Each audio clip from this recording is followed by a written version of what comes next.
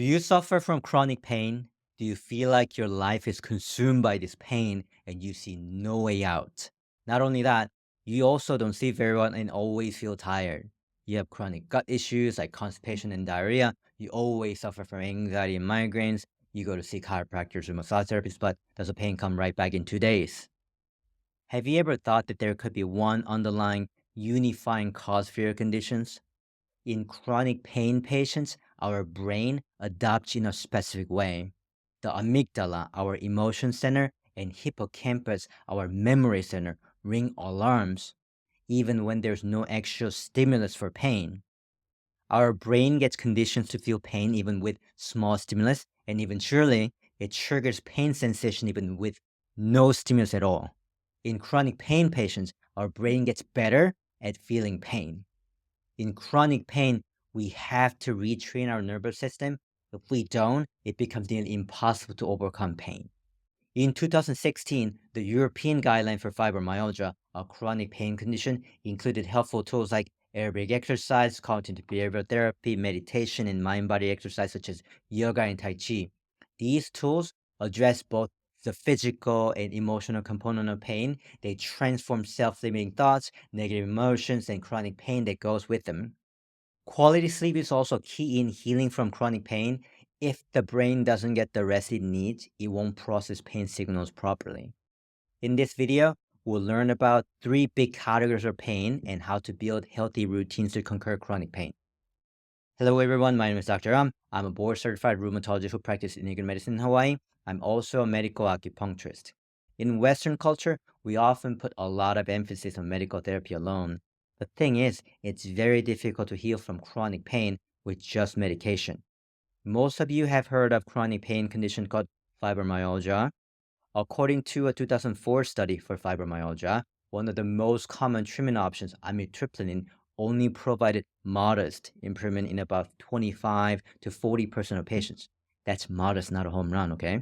It means that at least 60% of patients didn't experience any clinical benefit. You have to look at it from a holistic viewpoint if you want to get out of chronic pain. Medications don't fix everything.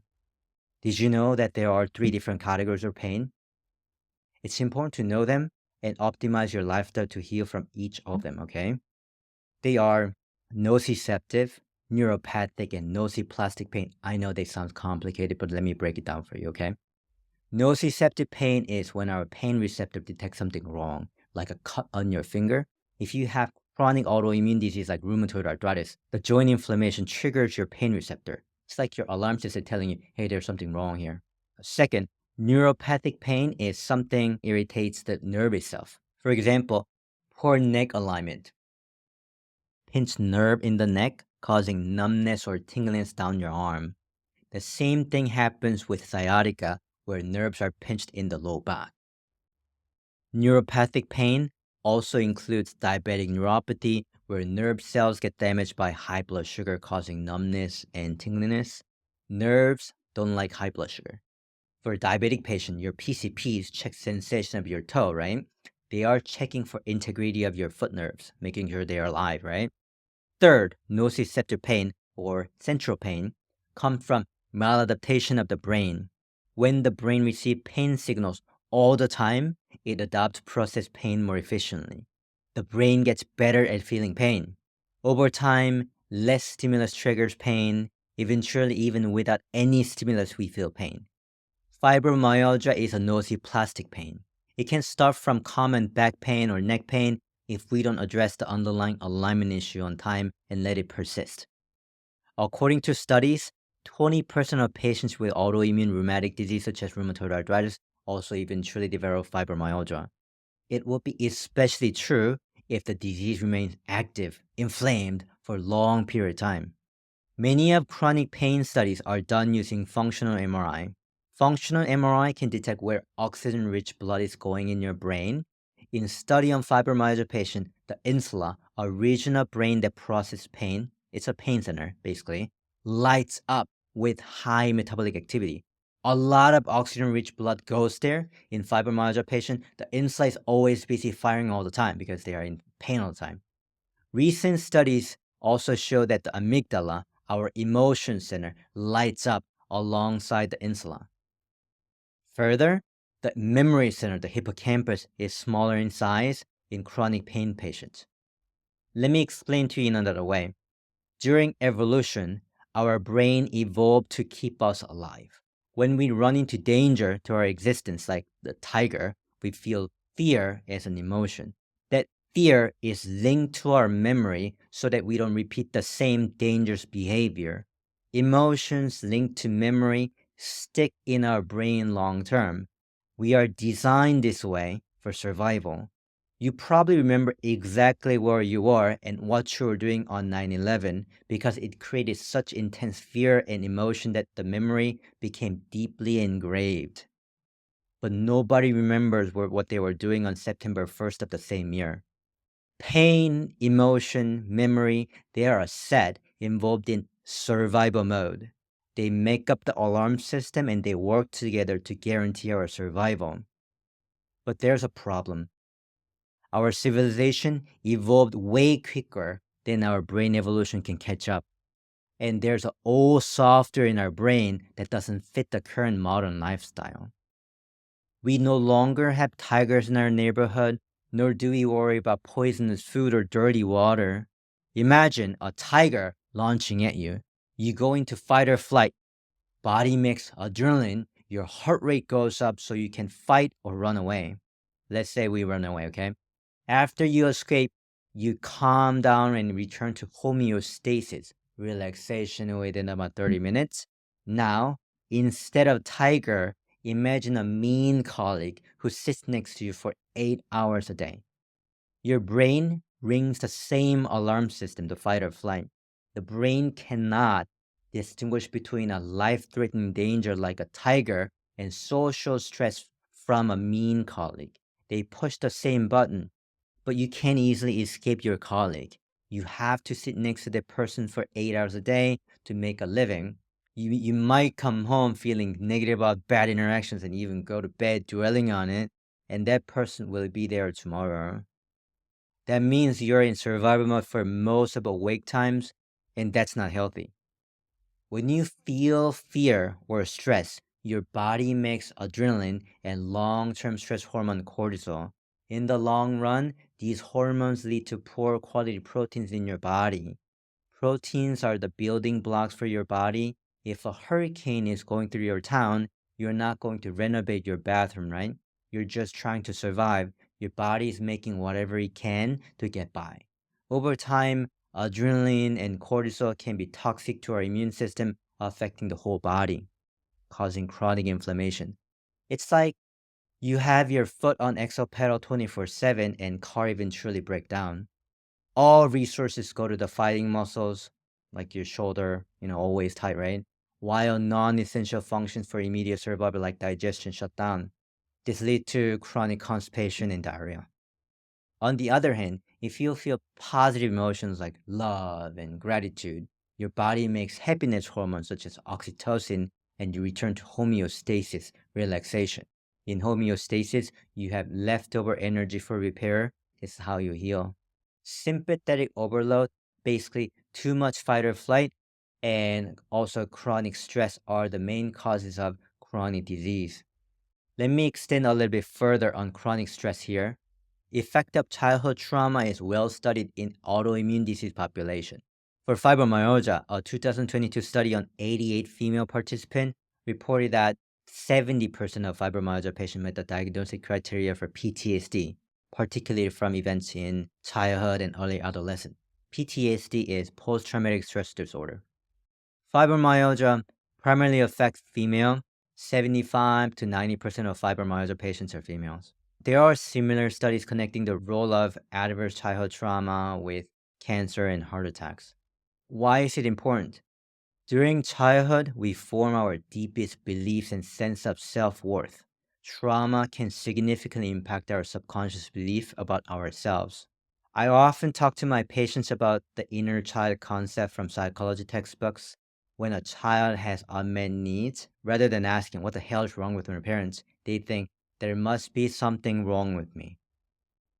This type of thinking creates two main limiting beliefs: I'm not enough and I will never be loved. These thoughts trigger fear based emotions. Human babies cannot survive without adult care. Throughout evolution, it was nearly impossible to survive alone even for adults. One of the biggest punishment in tribal society was exile. We are designed to seek connection with others for survival.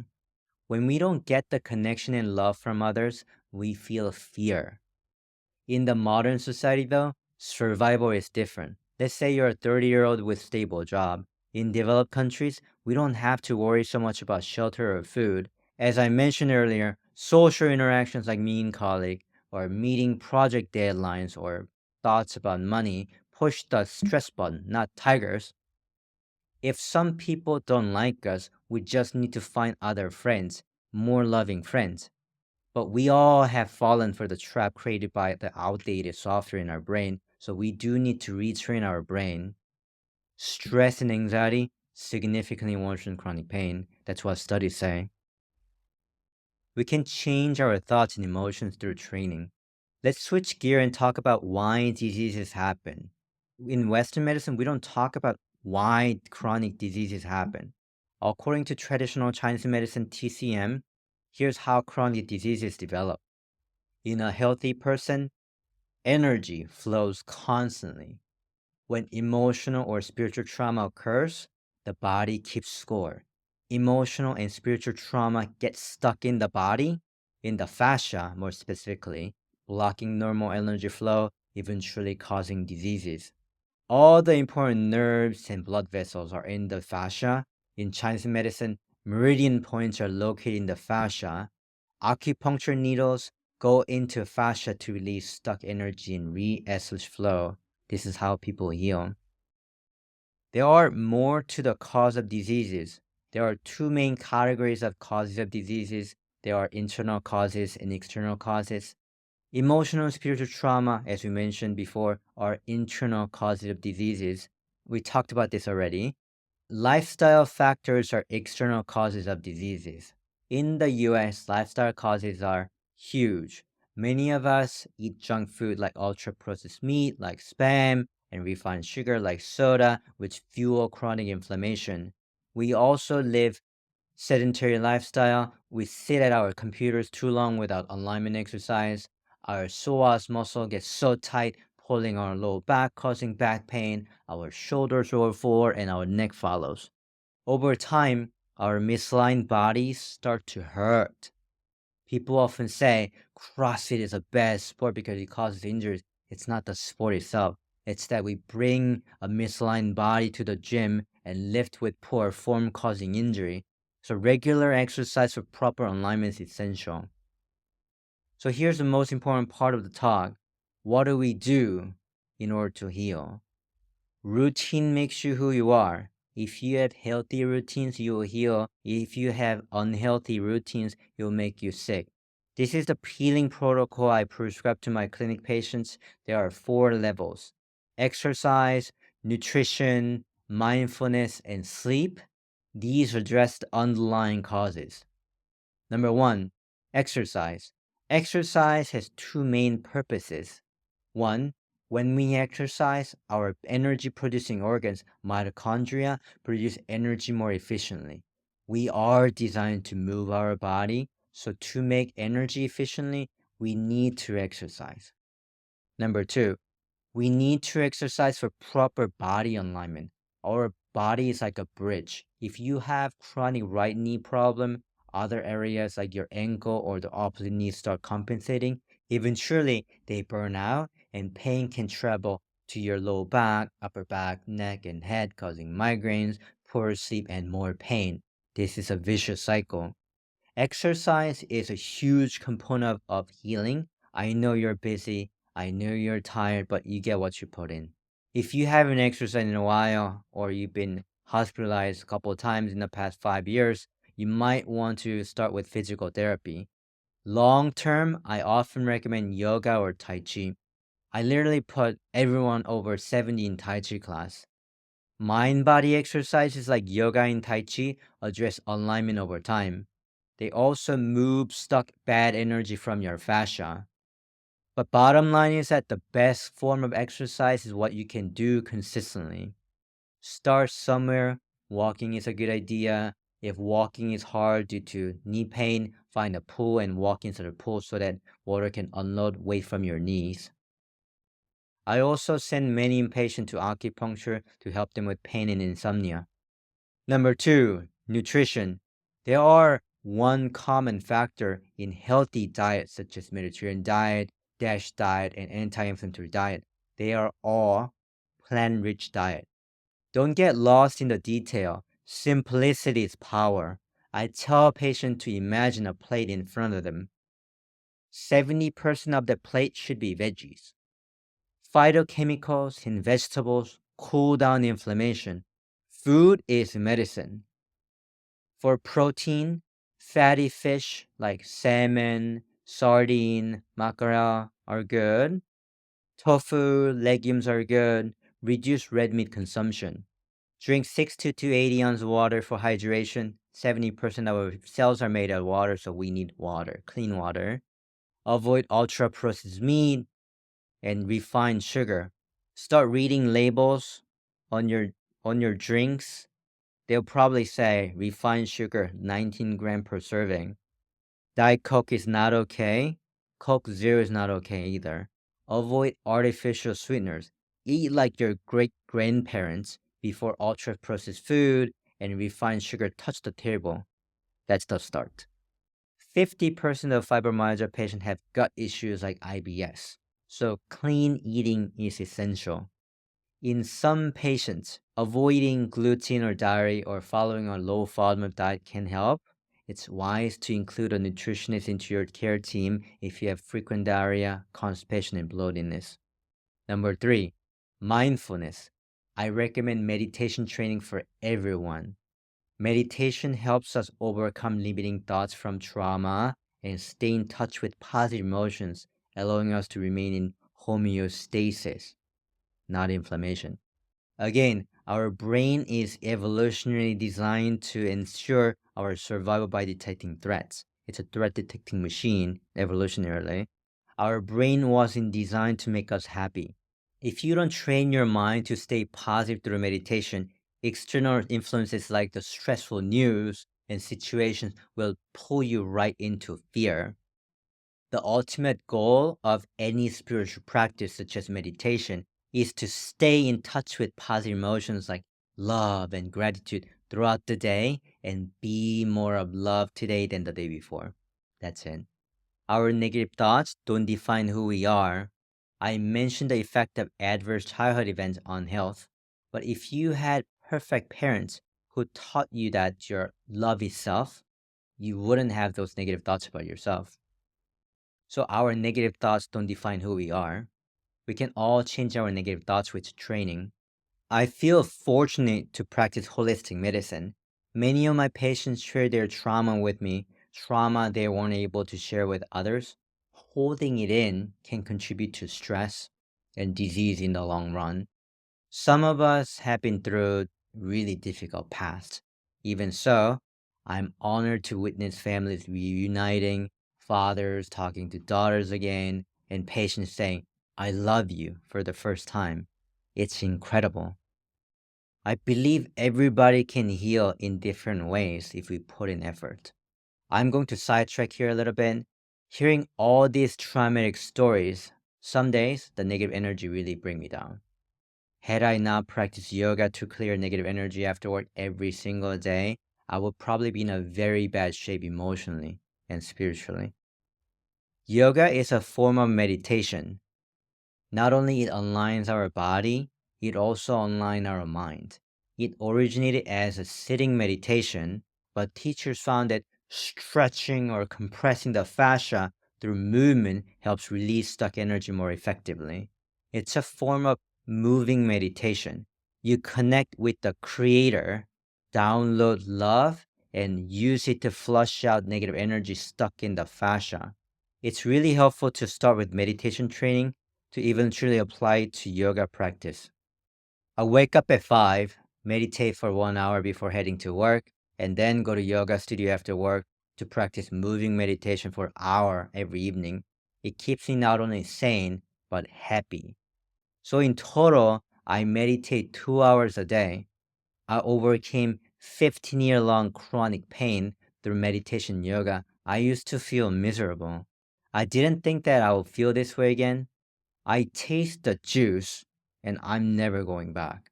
Back to meditation training, there are many different teachers out there. I think Dr. Joe Dispenza does an amazing job.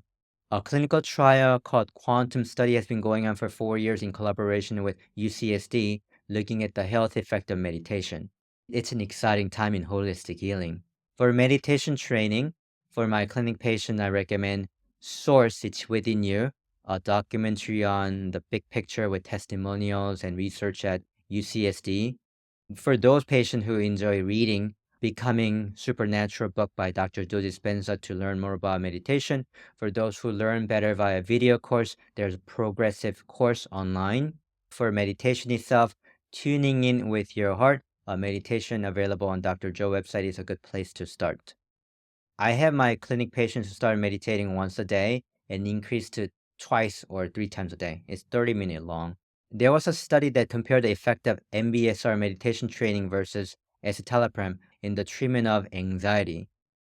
At week 8, 8 weeks after the starting the trial, there was no significant difference between the group.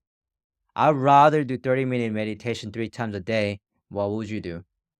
Healing from emotional or spiritual trauma should be a team effort. We've got to target the trifecta of pain, emotion, and memory centers in brain that keeps us in pain. Fibromyalgia flares with stress and anxiety. We got to use necessary tools to break the cycle and teach our brain that she's love itself and she's safe. Many patients benefit from seeing therapists for CBT. Another tool that I use is acupuncture. Auricular acupuncture can also be helpful in healing from emotional and spiritual trauma. This is called auricular trauma protocol, often used in the military healthcare system. The ear has direct access to the brain, and different parts of the ear represent different areas of the body in a homunculus fashion. There are 6 needles placed in the following locations. Number 1, hypothalamus, which is in charge of survival functions such as breathing and circulation. Number 2, amygdala, the emotion center that governs fear. Number 3, hippocampus, the memory center that governs traumatic memory formation. Number 4, prefrontal cortex, the center that assigns meaning to each life event. Number 5, point zero, a balancing point for the entire body. Number 6, Shenmen, a spiritual point also called gate to heaven, which connect you to the creator. People who conquer chronic pain all share one trait. They are always learning. We are designed to grow. Without growth, we can't get better. Read books, go to seminars, and implement what you learn. The point here is this: we need to upgrade our mental so that we heal from our current illnesses and trauma. And even when bigger challenges come to you in the future, we can handle with less stress and avoid inflammation. Being positive is a learnable skill. If you're completely overwhelmed by life right now and you aren't ready for full meditation practice, you could try earthing. Earthing means placing your bare foot on the ground. I prefer grass the best. We are part of something bigger. We can connect to Mother Earth. You can think, if nature had feelings, how would it feel? And align yourself with nature's frequency. Just sit down outside, put your bare foot on grass, and think about this. I believe nature understands God's intention better than most adults. I'm spiritual, I'm not religious, by the way. According to studies, earthing was found to improve pain, anxiety, and sleep quality. Many of my patients really enjoy this. Sleep is the final key component for chronic pain. Brain needs adequate rest to function properly. Just like our body, brain needs exercise, rest, stress management to function properly. Less than 6 hours of sleep or more than 9 hours of sleep is linked to chronic pain. Every person is built differently, but good quality sleep and the right amount for you are vital.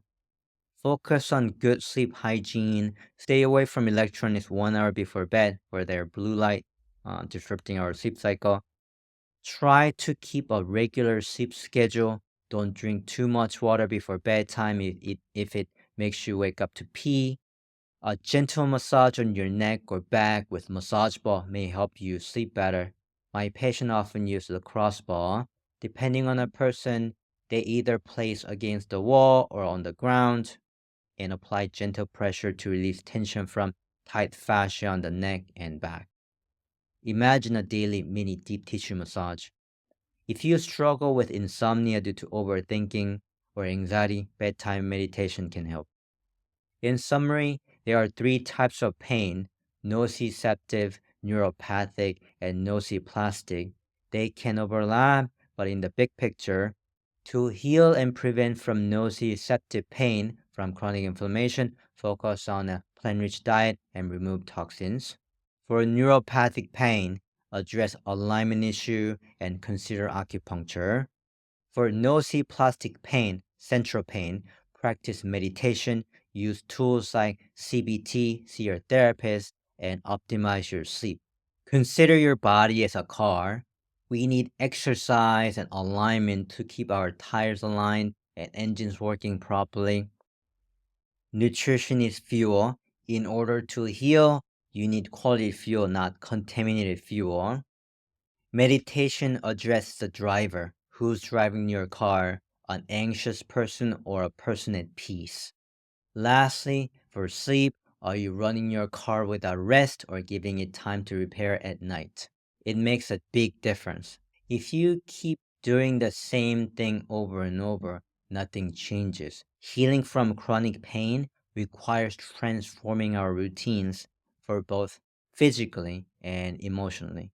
I hope you enjoyed this video. I know it's a long one. You're welcome. Share this with anyone you want to help for their chronic pain. I love you. Thank you.